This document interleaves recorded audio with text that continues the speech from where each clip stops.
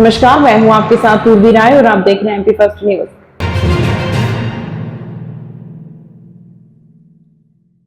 AI से बनाया बाबा महाकाल के गर्भगृह का फोटो, पुजारियों का विरोध। उज्जैन विश्व प्रसिद्ध महाकालेश्वर मंदिर में एक युवक द्वारा सोशल मीडिया पर पोस्ट किए गए फर्जी एआई फोटो के बाद अब हंगामा मच गया है।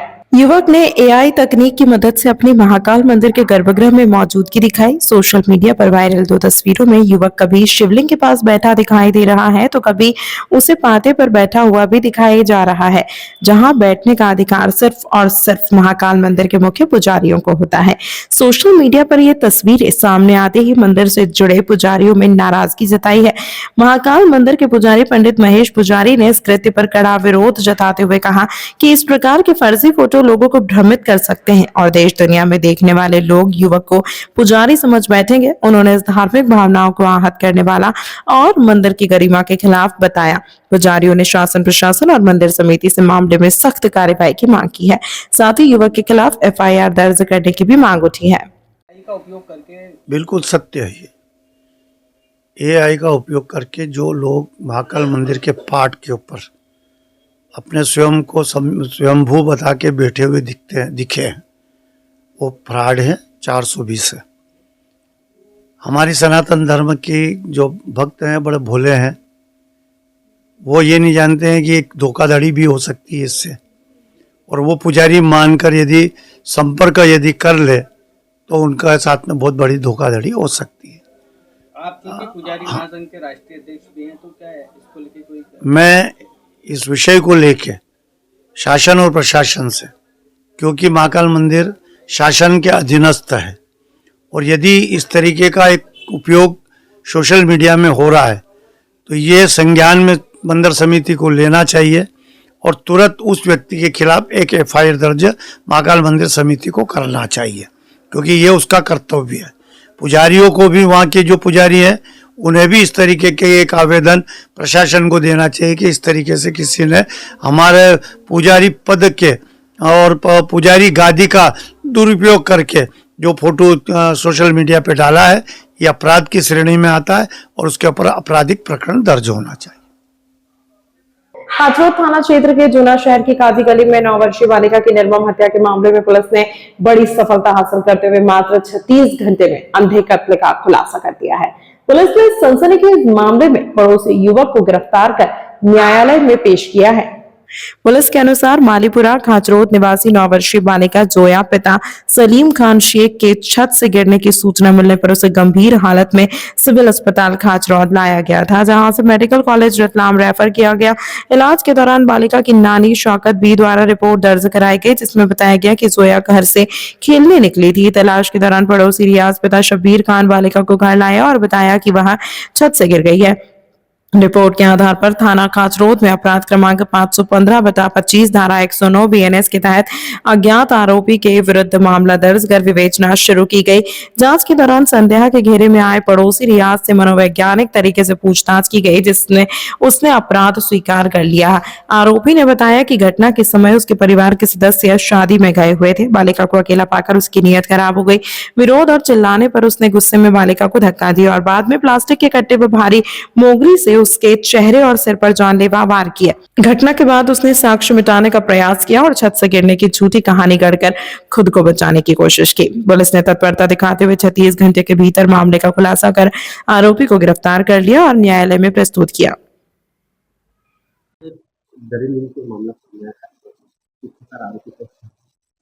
ये घटना 13 दिसंबर की रात की है, जिसमें एक 9 वर्ष की बालिका है जिसके साथ एक व्यक्ति जो कि आरोपी है इस केस में, रियाज, जिसके पिता का नाम शब्बीर खान है, उसने मारपीट की, उसको दरिंदगी से मारा, जिसके कारण उसे बहुत ज़्यादा चोट आई और उसको अस्पताल ले गया गया। अस्पताल में उसको फर्दर रेफर किया, फिर रतलाम ले गया गया। रात्रि में खाचरोद पुलिस तुरंत मौके पर पहुंची और सारा मुआयना किया उसका, और उसके बाद लड़की को सबसे पहले हॉस्पिटल ले गया गया। हॉस्पिटल में इलाजरत होने के दौरान नेक्स्ट डे उसकी जो बड़े दुखद तरीके से उसकी मृत्यु हो गई।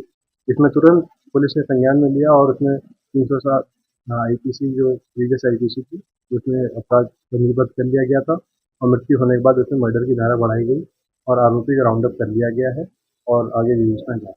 सर आरोपी को पुलिस ने धरा है तो वहाँ पर पुलिस को भी इज्जत करते हुए आरोपी को अरेस्ट करने के दौरान आरोपी ने पूरा भरसक प्रयास किया कि पुलिस की चंगुल से छूट कर वो फरार हो जाए, इसलिए जो भी मुनासिब जो पुलिस ने पाया उसकी अरेस्टिंग के लिए वो कार्रवाई की। को मृतिका जोया पिता सलीम खां उम्र 9 वर्ष की नानी शौकत बी द्वारा बताया गया थाने पर आकर कि आरोपी रियाज के घर में बालिका मृत मिली है और बालिका को कुछ इस तरह से मारा गया है, किसी हार्ड ऑब्जेक्ट से मारा गया है। बालिका रियाज के घर में बेसुध मिली थी। उनके बताने पर हमने अपराध दर्ज करा और बालिका को फिर उपचार हेतु रतलाम रेफर किया। रतलाम रेफर करने के पश्चात हमने डॉक्टर से क्यूरीज करी, हमने एमएलसी प्राप्त करी, उसमें हमने चोट का प्रकार उनसे जाना। चोट के प्रकार जानने पर हमें पता चला कि जो इंजुरीज़ है वो हार्ड एंड ब्लंट ऑब्जेक्ट से आई हैं, किसी ऑब्जेक्ट के द्वारा मारने पर आई है, कहीं से फेंकने पर इस तरह की इंजुरी नहीं आ सकती। इसके आधार पर हमने अग्रिम पूछताछ शुरू करी और हमने घटनास्थल का निरीक्षण शुरू किया। घटनास्थल से हमें जो बच्ची का बहुत सारे फिजिकल एविडेंसेस हमें प्राप्त हुए और जिसका घर है आरोपी का घर रियाज, उससे हमने पूछताछ करी। पूछताछ में उसने बताया कि उसी ने इस घटना को अंजाम दिया है। जब वो घर पर आया तब जोया बच्ची मृतिका अधिकतर उनके घर दूसरे बच्चों के साथ खेलने आया करती थी। उस समय कोई नहीं थे घर पे, वो बच्चे नहीं थे, घर में केवल वो बच्ची थी और उसे अकेला पाकर के रियाज ने उसके साथ गलत काम करने का प्रयास करा। गलत काम करने में असफल होने पर रियाज को गुस्सा आया, जिसे उसने धक्का दिया। पहली चोट से वो बेसुध हो गई। बेसुध होने के पश्चात रियाज ने पुनः उसे और मारा, उसको बोरी पहना करके कपड़े धोने का जो ऑब्जेक्ट होता है उससे उसके, जिसे मोगरी कहते हैं, उसे बहुत ही विभत्स तरीके से मारा, जिससे उसके चेहरे पर चोट आई। उसे मरा समझकर वो छोड़ के चला गया। उसे फिर वो लौटा, वापस अपने घर लौटा। उसने देखा कि बच्ची की सांसें चल रही है तो उसे खुद ही डॉक्टर के पास लेके गया, उसकी नानी को अवगत करवाया और पुलिस और सभी को गुमराह करने का प्रयास किया। इसमें आगे है और अग्रिम विवेचना जारी है। आरोपी का कोई पुलिस रिकॉर्ड होगा कोई पुराने जी? कोई पुलिस पुराने रिकॉर्ड पुलिस के आरोपी का कोई रिकॉर्ड नहीं है। अच्छा, इसमें किसी महिलाओं के लिए बात बता रहे थे कि महिला का कोई नाम वगैरह ऐसा कुछ? नहीं, चोट के प्रकार और पुलिस को पता चला कि उस महिला को इसमें कोई रोल नहीं है। सोमवार को शहर के नागधीरी स्थित पीएम श्री केंद्रीय विद्यालय उज्जैन में केंद्रीय विद्यालय संगठन का 63वां स्थापना दिवस समारोह मनाया गया। 15 दिसंबर को मनाए जाने वाले केविंस के स्थापना दिवस समारोह के इस साल की थीम थी सशक्त विद्यार्थी समृद्ध राष्ट्र। स्थापना दिवस पर विद्यालय के सभी विद्यार्थियों एवं शिक्षकों को केविंस की शपथ दिलाई गई। सोमवार को शहर के नागझीरी स्थित पीएम श्री केंद्रीय विद्यालय उज्जैन में केंद्रीय विद्यालय संगठन का 63वां स्थापना दिवस समारोह मनाया गया। 15 दिसंबर को मनाए जाने वाले केविंस के स्थापना दिवस समारोह के इस साल की थीम थी सशक्त विद्यार्थी समृद्ध राष्ट्र। स्थापना दिवस पर विद्यालय के सभी विद्यार्थियों एवं शिक्षकों को केविंस की शपथ दिलाई गई। स्थापना दिवस समारोह के मुख्य अतिथि थे उज्जैन संभाग के राजस्व उपायुक्त और विद्यालय प्रबंधन समिति के नामित उपाध्यक्ष रंजीत कुमार। रंजीत कुमार ने सांस्कृतिक कार्यक्रमों की प्रशंसा करते हुए कहा, केंद्रीय विद्यालय संगठन देश की शिक्षा और संस्कृति की महान विरासत का वाहक है। उन्होंने आगे कहा कि एवी उज्जैन की उपलब्धियां अत्यंत गौरवशाली हैं। यहाँ के विद्यार्थी देश के शीर्षस्थ पदों पर सेवाएं दे रहे हैं। विद्यालय में होने वाले आयोजन सदैव उत्कृष्ट होते हैं।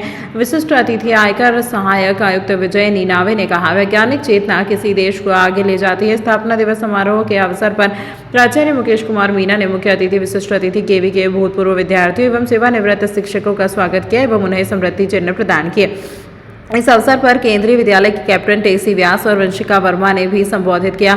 विद्यार्थियों ने कलर पार्टी, सरस्वती वंदना, स्वागत गीत, केंद्रीय विद्यालय गीत के साथ 8 मनमोहक नृत्य प्रस्तुत किए। मंच से प्रस्तुत किए गए नृत्यों में कथक, राजस्थानी, पहाड़ी, गुजराती, मराठी, पंजाबी और तमिल नृत्य प्रमुख रहे। बच्चों द्वारा प्रस्तुत कार्यक्रमों में पूरे भारत की झलक दिखाई दी। स्थापना दिवस समारोह का संयोजन वरिष्ठ शिक्षिका कौशल्या शर्मा व शशि भूषण ने किया। संचालन राहुल कुमार चक्रकार, कक्षा 9वीं छात्रा शीतल का रहा एवं आभार माना प्रधान अध्यापक विपिन मेहता ने। सुप्रभात प्यारे बच्चों, सुप्रभात प्यारे बच्चों।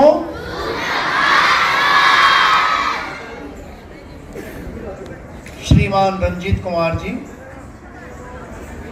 Deputy commissioner revenue Ujjain division, श्रीमान विजय निन्यानवे ji, assistant commissioner income tax Ujjain, श्रीमान Arun Kumar ji, income tax officer, श्रीमान व्यास जी, सरिता मैम एवं केंद्रीय विद्यालय संगठन और केवी उज्जैन से रिटायर्ड हुए सारे पूर्व शिक्षक, शिक्षिकाएं, लाइब्रेरी मैडम और एलुमनाई, प्यारे बच्चों एवं विद्वान शिक्षक साथियों,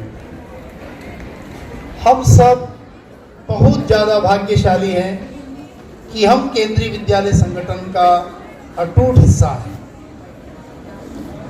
आज ही के दिन 1962 में केंद्रीय विद्यालय संगठन की स्थापना सेंट्रल स्कूल के नाम से हुई और धीरे धीरे धीरे ये वृक्ष फलते फूलते आज भारत का सबसे बड़ा शिक्षा संस्थान बन गया है, जिसमें वर्तमान में 1200 से अधिक केंद्रीय विद्यालय संचालित हैं और लगभग 13 लाख से अधिक बच्चे इसमें अध्ययनरत हैं और 50,000 से अधिक शिक्षक, शिक्षिकाएं और स्टाफ इस संस्थान में कार्यरत हैं। प्यारे बच्चों, केंद्रीय विद्यालय संगठन स्कूल एजुकेशन में एक ऐसा आयाम है जो बच्चों के सर्वांगीण विकास के साथ साथ चरित्र निर्माण, राष्ट्र निर्माण और समाज के उत्थान के लिए निरंतर प्रयासरत है और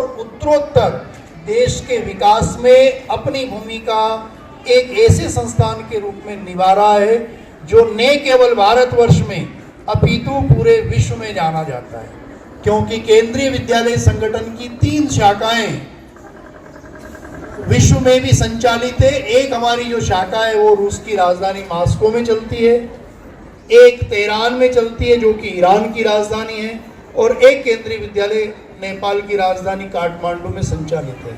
यानी केंद्रीय विद्यालय संगठन स्कूल शिक्षा के क्षेत्र में न केवल भारत में अपितु विश्व स्तर पर भी अपनी उपस्थिति दर्ज करा चुका है। तो हम सभी के लिए ये अत्यंत गौरव और हर्ष का विषय है कि इस महान संस्थान का हम हिस्सा हैं और उत्तरोत्तर देश की उन्नति में अपना योगदान दे रहे हैं। उज्जैन दिनांक 16 दिसंबर मंगलवार प्रेस क्लब तरणताल पर परिवार एवं नजरपुर के पूर्व सरपंच ने मीडिया को जानकारी देते हुए बताया कि नित्य की भांति प्रातः घूमने निकले पटवारी का 5 दिन होने को है, लेकिन अभी तक वापस घर नहीं पहुंचा है। तमाम महत्वपूर्ण खबरों के लिए देखते रहिए MP फर्स्ट न्यूज। लेकिन अभी तक वापस घर नहीं पहुंचा है, जिस कारण पटवारी के माता पिता, पत्नी व बच्चों के बुरे हाल हो गए हैं। आया तो पत्नी ने उसे अपने स्तर पर आसपास ढूंढा, लेकिन वो नहीं मिला। थक हार कर पत्नी ने अपने परिजनों को अपने पति के लापता होने की सूचना दी। काफी खोजबीन का कहीं पता नहीं। जब पटवारी घर नहीं करने के बाद भी पटवारी चला तो परिवार वालों ने पुलिस थाने पर रिपोर्ट दर्ज कराई है।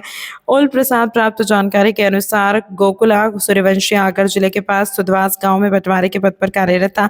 पटवारी गोकुल प्रसाद सूर्यवंशी मूलतः गुदी कको गाँव के रहने वाले थे, किंतु विगत 5-6 वर्षों से आगर की कर्मचारी कॉलोनी में पत्नी व निवास करते थे। दिनांक 13/12/2025 की प्रातः 6:30 बजे लगभग परवाठी गोकुल प्रसाद नित्य को भांति मॉर्निंग वॉक पर गए पर वापस नहीं लौटे। इस पर पत्नी ने देखा, स्वयं आसपास अपने पति को ढूंढा, लेकिन कहीं नहीं मिले। इस पर देखा कि अपने पिता और ससुर को अपने पति के सूचना दी। घर परिवार वालों ने पटवारी को क्षेत्र में एक अपने रिश्तेदार में भी खोजा, किंतु वे कहीं नहीं मिले। इस पर रेखा बाई व परिजन आगर पुलिस थाने पर जाकर गुमशुदगी की रिपोर्ट दर्ज कराई है। साथ ही परिवार के लोग आगर पुलिस अधीक्षक व उज्जैन रेंज के IG को भी रिपोर्ट की है। परिवार वालों ने मांग की है कि 5 से 6 दिन से लापता पटवारी की खोज अतिशीघ्र की जाए।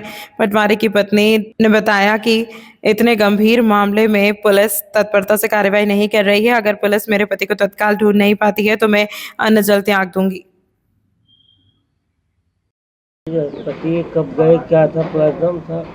और सुबह 7 बजे निकले घर से, हमने 9-10 बजे तक रास्ता देखा उनका, तो नहीं आए घूमने। वो रोज़ घूमने जाते थे पर हमको बोल के नहीं जाते थे, सोए रहते तो चले जाते थे घूमने। फिर हमने 10 बजे तक रास्ता देखा, फिर नहीं आए, तो फिर वो देखा हमने कहा अभी आ जाएंगे थोड़ा। उनको मिलने वाले आ जाते तो बैठा के ले जाते गाड़ी पे, पटवारी थे तो उस हिसाब से देखा हमने। और 10:30 बजे फिर पापा को, उनको मम्मी को फ़ोन लगाया, फिर आए, सबने ढूंढा। कौन सी तारीख को गए होगा? 13 तारीख को। इस संबंध में आपने थाने पे शिकायत की, क्या बोले थाने वाले? थाने वाले बोले कि ढूंढेंगे, पर अभी तक उन्होंने कोई भी वो नहीं किया। किसी पे आपको शक है या कोई विवाद, कभी ऐसा किसी से विवाद हुआ या किसी ने बोला कि भाई नहीं ऐसा कुछ? नहीं, किसी पे शक नहीं है मेरे को। फोन पे कभी कोई चर्चा ऐसी हुई हो किसी के? नहीं, फोन पे भी फोन बात भी करते थे, सामने करते, जैसे मतलब अच्छे से बात करते। उनका मोबाइल वगैरह? मोबाइल घर पे ही रही है, कभी कभी ले जाते हैं, कभी कभी छोड़ जाते हो, घूमने जाते। आपका नाम? रेखा सूर्यवंशी।